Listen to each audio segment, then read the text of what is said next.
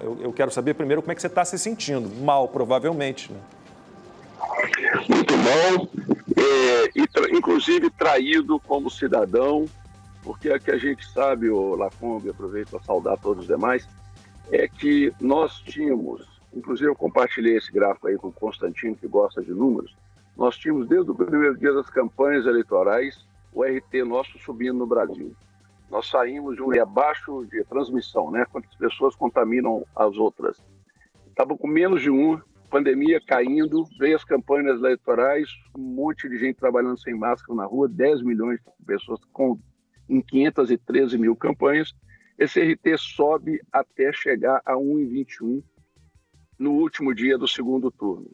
Nós saímos de uma base de 30 mil casos diários, 31 mil, e fechamos o segundo turno com 48 mil casos.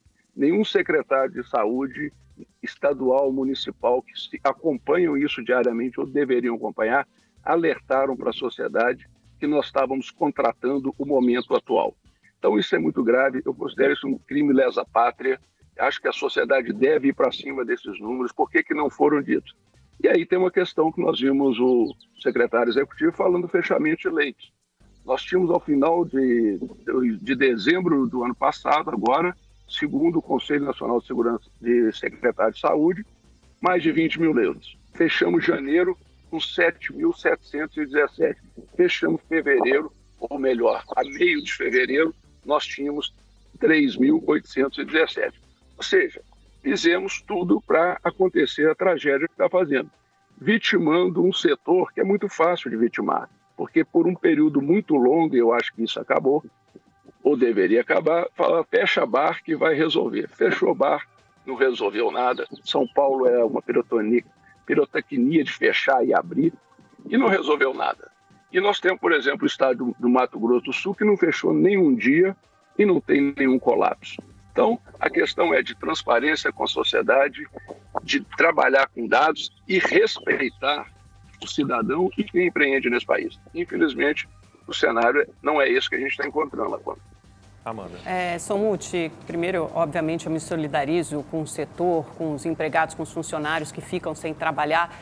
Só que eu acho que fica muito claro que nesse momento não há outro jeito senão realmente fechar, né? Essa informação que você acabou de passar sobre os leitos, que chegaram a 3 mil, esses são os leitos que recebiam transferências federais, de recursos federais, foi até minha pergunta para o secretário executivo da Saúde, Elcio Franco, e deixaram de receber. Então, chegaram a quase 20 mil ali no pico da primeira onda e passaram para 3 mil. Agora, os estados, na verdade, alguns dobraram ou até triplicaram os leitos. Por exemplo, tem alguns números aqui que foram repassados para mim pelo João Gabardo, que é o chefe aqui do Centro de Contingência de São Paulo.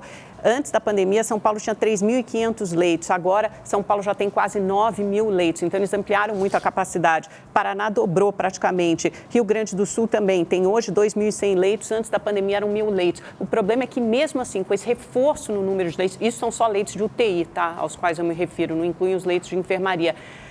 E mesmo assim, o sistema de saúde está colapsando. Então, parece que, infelizmente, os governantes e os governadores não têm outro jeito senão aplicar medidas de restrição vigorosas que foram aplicadas na Europa. Os números do Reino Unido, Alemanha e Portugal estão aí, comprovando que funcionam. Depois de 2 meses de medidas muito rigorosas, os casos, mortes e internações despencaram nesses 3 países. O senhor teve recentemente, Somuti, com o presidente da República, Bolsonaro, pediu, eu acho que talvez fosse a iniciativa de pedir políticas públicas voltadas para isso, né, para socorrer o setor de vocês, que, como eu disse, eu me solidarizo, sofreu muito na pandemia, não só aqui no Brasil, mas no mundo todo. Perfeito, Amanda. Eu primeiro queria ter a oportunidade de me solidarizar com as famílias, né, que perderam seus entes queridos. A gente está obviamente chocado com esses números. Eu queria te fazer uma correção temporária aí na informação que eu te passei da queda dos leitos. Foi de dezembro para meados de fevereiro.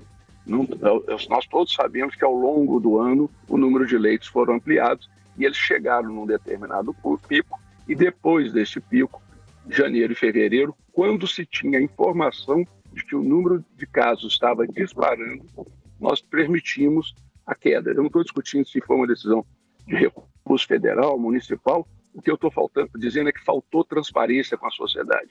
A crise que nós estamos vivendo agora de saúde, ela foi contratada durante a campanha você sai no mês de outubro de 30 mil casos e fecha o mês de novembro com 50 mil casos e ninguém foi a público para dar transparência a isso. Houve a queda dos leitos, ninguém foi a público na hora certa. E agora o lockdown e outras medidas parecidas nos parecem apropriadas. Agora, a diferença é que ela tem que ser feita, primeiro, com um mínimo de planejamento. Não é possível, com pessoas tão inteligentes, trabalhando com a ciência, que chegam na televisão e falam que eu sei daqui a 20 dias vai colapsar o sistema de saúde, como aconteceu numa coletiva recente com o secretário que você mencionou, inclusive, 2, 3 semanas, ele não soubesse há 2, 3 semanas atrás que nós íamos ter, não só ele, estou falando todos os secretários de saúde que estavam vivendo a situação. A questão da transparência e de compartilhar com a sociedade um risco que é de vida e um risco que é de tamanha ordem econômica e social, é obrigação do Estado, é obrigação do funcionário público, seja ele secretário, governador, prefeito ou presidente da República e ministro.